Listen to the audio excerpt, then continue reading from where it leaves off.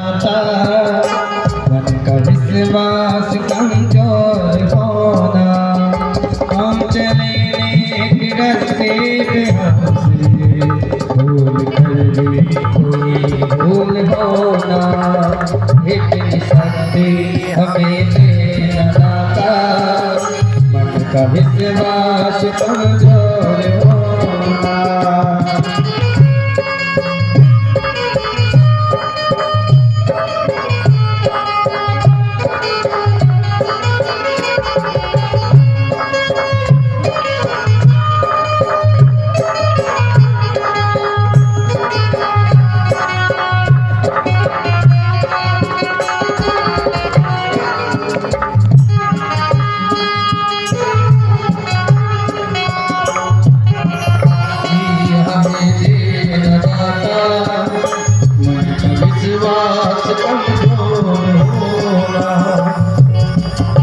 दूर अज्ञान के हो अंधेरे, तू हमें ज्ञान की रोशनी दे। हे भगवान, मुझे बचाओ, मेरी रक्षा करो आपके बाण से। भगवान ने कहा आ गए? हाँ महाराज, आ भी गया और देख भी लिया। क्या देख लिया? अतुलित बल, अतुलित प्रभुदाई, और मैं मतिमंद जान नहीं पाई। भगवान, मैं जान नहीं पाया। अब तो आपका स्वभाव देखना चाहता हूँ कि आपकी जो शरणागत आ जाते हैं उनके ऊपर आप दया करते हो कि नहीं, जो आपका अपराध करके भी आपकी शरण में आ जाए। भगवान तो दयालु है। और किशोरी जी ने कहा प्रभु इसको क्षमा करो, ये तो बालक है और बालक के हाथ तो भूल हो जाती है। भगवान ने कहा मेरा बाण तो अमोघ है, थोड़ा तो दंड दूंगा तो एक नयन करी तजा भवानी। बाकी भगवान ने छोड़ दिया। पर शंकर जी कहते हैं कि इसने जो दंड का भागीदार था उस दंड का इसको फल तो इसका मरण ही था, पर भगवान ने दया करके इसको छोड़ दिया, क्योंकि भगवान दयालु है। ऐसो को उदार जगमाई, भगवान बड़े कृपालु हैं, बड़े क्षमाशील हैं, क्षमा करते रहते हैं। बस भगवान एक ही बात से क्रोधित होते हैं, क्या कि जो अपराध भगत कर करे। भगवान का कोई अपराध कितना ही कर दे, पर भगवान अपने अपराध से कभी क्रोधित नहीं होते हैं। ये भगवान का स्वभाव है। पर भगवान कहते हैं कि एक बात ध्यान रख के सुनना। कौन सी? कि जो अपराध भगत कर कराई, और राम रोष पावक सो जय। जो भगवान के भक्तों का अपराध करते हैं, किशोरी जी भगवान की भक्ता है, उनका अपराध भगवान को सहन नहीं हुआ। भगवान ने उसको क्षमा दान दिया। भगवान बहुत दिन हो गए चित्रकूट में रहते रहते, और जहाँ भगवान रहे वहाँ थोड़ी भीड़ आने लगी। अच्छा, भीड़ में भाड़ शब्द लगा रहता है। अच्छा, लगा रहता है ना, भीड़ भाड़, तो भीड़ भाड़ कर देती है आदमी को। भगवान कहते हैं कि हम तो संत पुरुष, क्योंकि मुनि वेश में गए, तो मुनि वेश में थोड़ा भीड़ भाड़ से बच के रहना। अच्छा, रहना चाहिए कोई। अच्छा, भीड़ भी बहुत खतरनाक होती है। एक बार एक महात्मा जी को उनके गुरु जी ने जब दीक्षा दी, जब उनसे कहा कि बेटा कुछ चीजों से बच के रहना। उन्होंने कहा किन किन से? तो उन्होंने कहा कनक से बच के रहना। कनक मतलब स्वर्ण, मतलब लक्ष्मी से बच के रहना। कनक से बच के रहना, कामिनी से बच के रहना, और कीर्ति से बच के रहना। 3 चीज बताइए। अब उन्होंने सिद्धि चालू करी, तपस्या चालू करी, साधना चालू करी। साधना करते करते वो परिपक्व अवस्था आई कि उनको जमीन के अंदर दिखने लग गया। अब उनको जहाँ तपस्या करते उससे थोड़ी दूर पे एक सोने की कढ़ाई जमीन में दबी हुई दिखा। तो गुरु जी ने कहा कनक से दूर रहना, सोने से दूर रहना। अब उन्होंने सोचा सोने से दूर रहा जा सकता है, पर एक काम करा जाए कि सोने से तो दूर रहे, पर सोना निकाल कर कोई धर्मशाला, कुआं, बावली ये तो बन सकता है। अच्छा काम तो हो सकता है। अब उन्होंने 2-4 लोगों को बताई, 2-4 में 4-5 को बताई, पूरा गांव आ गया, खोदने लग गए। तो कुआं बावली तो एक तरफ गया, सारा का सारा धन ले गए सब। गुरुजी देखते ही रह गए। गुरुजी ने सोचा कि वास्तव में गुरुजी ने सही कहा था, कनक से बच के रहना।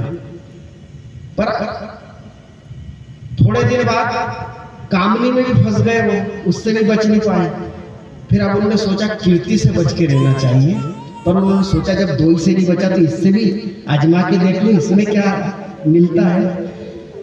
तो उन्होंने फिर तपस्या करी। 12 साल की तपस्या के बाद एक व्यक्ति उनके सामने आया कि गुरुदेव मेरे जीवन में ये समस्या है, जैसे बाल खुजाल रहे थे तो एक बाल टूट के आ गया। उन्होंने कहा बाल ले जा, तेरी समस्या खत्म हो जाएगी। वो बाल लेके गया, घर पे बाल रखा, समस्या खत्म हो गई, क्योंकि सिद्ध पुरुष। अब जब उसने समस्या खत्म हो गई, उसने 2 आदमी से कहा, 2 ने 4 से कहा, 4 ने पूरे गांव से, गांव ने शहर, बड़ा कस्बे, और सारे लोग गए, गुरुजी हमारी समस्या है और आप अपना बाल दे दो। गुरुजी का मैं नहीं दूं, उन्होंने कपड़ा लगाया।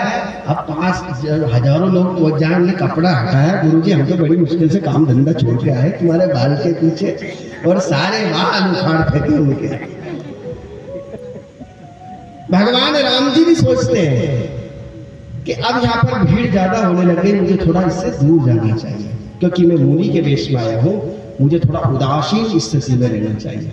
भगवान राम जी आगे बढ़ते हैं, अत्रि ऋषि के आश्रम पर जाते हैं। अनसुईया और सीता मैया का एक सुंदर संवाद होता है, और सीता मैया कहती है कि उत्तम के अस बस मन माही, और सपने हूँ आन पुरुष जग नाही। यह पतिव्रता स्त्रियों के लक्षण समझाए जाते हैं। 4 प्रकार की पतिव्रता स्त्रियां होती हैं, जिसमें उत्तम पतिव्रता स्त्री वो है जिसको अपने पुरुष के अलावा कोई पुरुष ही समझ में नहीं आया, देखने में ही नहीं आया, उसकी भाववृत्ति हो जाए कि कोई पुरुष है ही नहीं, एकमात्र पुरुष है।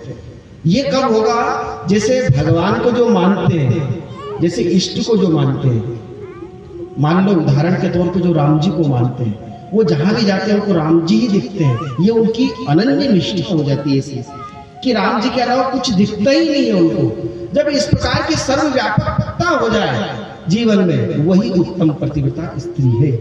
मध्यम परपति देखें कैसे, भ्राता पिता पुत्र निज जैसे। मध्यम वर्ग की स्त्री के बारे में बताया कि वो इस प्रकार की होती कि उसको अपने से बड़े अगर पुरुष दिखे तो अपने पिता जैसा भाव उत्पन्न हो जाए, अपनी बराबरी के दिखे तो भाई जैसा भाव उत्पन्न हो जाए, और अपने से छोटा दिखे तो पुत्र जैसा जिसका भाव उत्पन्न हो जाए। ये मध्यम वर्ग की स्त्रियां बताई। इस प्रकार से 4 प्रकार की पतिव्रता स्त्रियों के लक्षण बताए। और यहाँ पर माता अनसुईया ने कहा, अपने पति की सेवा कर कर स्त्री परम गति को प्राप्त हो सकती है। सिर्फ सेवा मात्र से, अन्य कोई साधन करे या ना करे, सिर्फ पति की सेवा से संतुष्ट कर ले अपने पति को, तो जो तपस्या करके, हजारों साल की तपस्या करके मुनियों को प्राप्त होता है, वो सिर्फ मात्र एक जन्म में ही स्त्री को प्राप्त हो सकता है। इस प्रकार यह सुंदर उपदेश दिया। आगे भगवान बढ़ते हैं, शरवंग ऋषि मिलते हैं। शरवंग ऋषि बहुत दिन से भगवान का इंतजार कर रहे थे। इन्होंने मृत्यु को भी लौटा दिया था ऐसे ऋषि थे।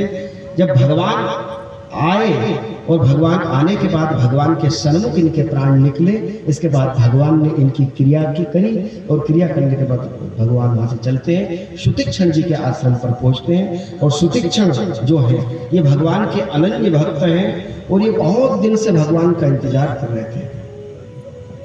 मैंने सुतीक्षण जी के बारे में एक महात्मा से एक कथा सुनी थी। कथा ये कि जब अगस्त ऋषि इनके गुरु थे, और अगस्त ऋषि के पास ये शिक्षा ग्रहण करते थे, तो बालक थे, और अगस्त ऋषि शालिग्राम भगवान की सेवा करते थे। तो कभी कभी होते हैं गुरुजी अपने शिष्यों को सेवा में लगा देते हैं। शिष्य को सेवा में लगाने का नंबर सभी शिष्यों का आता था। एक दिन इनका नंबर आया कि 2 दिन तुम्हें पूजा करनी है। अब 2 दिन पूजा के लिए इनको मिले, तो पूजा कर रहे थे, तो पूजा जामुन के पेड़ के नीचे कर रहे थे। अब जामुन गिर रहे थे, तो बालक जामुन देख लिए तो मन ललचा गया। अरे उन्होंने कहा ये जामुन टूटेंगे कैसे? आसपास देखा कहीं पत्थर नहीं मिला, तो शालिग्राम को देख के कहा कि भगवान आप कब काम आओगे। शालिग्राम को उठाया और एक डाल में दिया मिला के। पर संयोग ऐसा था कि जिस पेड़ के नीचे वो बैठे थे उसी पेड़ के साइड में एक नदी बह रही थी। उस नदी में शालिग्राम जी भगवान ने डुबकी लगा ली। खूब ढूंढा, नहीं मिले। आखिर में थक हार गए तो उन्होंने सोचा कि भगवान शालिग्राम भी काले हैं और जामुन भी काले हैं, तो वही काले लाके पधरा दिए। अब शालिग्राम और जामुन तिलक तिलक सब लगा दिया। दूसरे दिन गुरु जी आए तो उन्होंने कहा आज तो मैं सेवा करूंगा ठाकुर जी की। जो भगवान पे जल डाला और जो भगवान को हाथ में लिया तो ये तो देखा तो पूरी गुठली गुठली भगवान गाया। उन्होंने कहा कल किसकी सेवा का अवसर था? तो कि सुतीक्षण का ना। बुलाओ।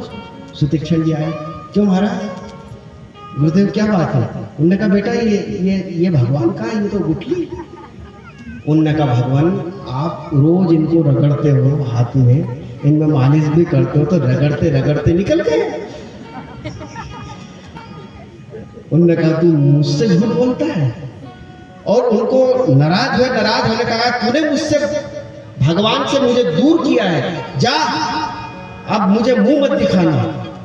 सुतीक्षण रोने लग गए, भगवान गलती हो गई, आप मुझे माफ कर दो। उन्होंने कहा बेटा माफ जब करूंगा जब तू भगवान को लाके मेरे सामने खड़ा कर देगा, जब ही तेरी माफी, इसके पहले माफी नहीं।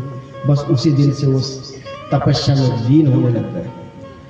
इतनी तपस्या करने लगे कि तपस्या करते करते एक दिन नारद जी वहां से निकले। नारद जी से पूछा कि देव ऋषि मुझे बताइए भगवान का दर्शन कब होगा, क्योंकि गुरु देखे दर्शन करना है। नारद जी का बेटा अभी जो तू दर्शन करने की सोच रहा है तो तेरे बगल में जो पेड़ है, एक इमली का पेड़ था, उस इमली के पेड़ की ओर हाथ करके कहा कि जितने इस पेड़ में पत्ते हैं उतने साल तक तपस्या करेगा जब जाके तुझे भगवान के दर्शन होंगे। अच्छा हम जैसा कोई होता तो कि भगवान मिलो मत मिलो, अब मेरे से तपस्या अच्छा हो क्या? क्योंकि प्रतीक्षा हमारे जीवन में है ही नहीं। पर भगवान कब मिलता है? प्रतीक्षा हमारे जीवन में प्रेम हो, प्रार्थना हो, और प्रार्थना के साथ क्या हो? प्रतीक्षा हो। ये तीन चीज जब होती है, जब भगवान हमारे सामने प्रकट होते हैं। उनके अंदर इतनी खुशी मिली सुतीक्षण जी को। वो तो सोच रहे थे कि मुझ जैसे को मिलेंगे कि नहीं, पर नारद जी का मिलेंगे, पर इतने दिन बाद मिलेंगे। इतने दौड़ने लगे आगे पीछे ऊपर नीचे खुशी से। भगवान ने देखा कि मेरा भक्त मेरे विरह में बिल्कुल आनंदित हो रहा है। भगवान उनके हृदय में प्रकट हो गए तो ध्यानस्थ हो गए। भगवान राम और लक्ष्मण जाते सुतीक्षण को जगाते, सुतीक्षण उठो, मैं तुम्हें दर्शन देने के लिए आया। सुतीक्षण अपनी आंखों को नहीं खोल रहे, भगवान को अंदर ही देख रहे हैं, आंखों को नहीं खोल रहे हैं। अब जब सुतीक्षण का इस प्रकार का भाव देखा तो लक्ष्मण जी ने कहा विचित्र भक्त है भगवान आपका हमारे बीच में। हमारे गुरु भाई श्री गीता प्रसाद जी जो भागवत करता है वही पधारे, उनका भी बहुत बहुत स्वागत है, वंदन है, अभिनंदन है। श्री राम जय राम जय जय राम, श्री राम जय राम जय जय राम, श्री राम जय राम जय जय राम, श्री राम जय राम जय जय राम, श्री राम जय राम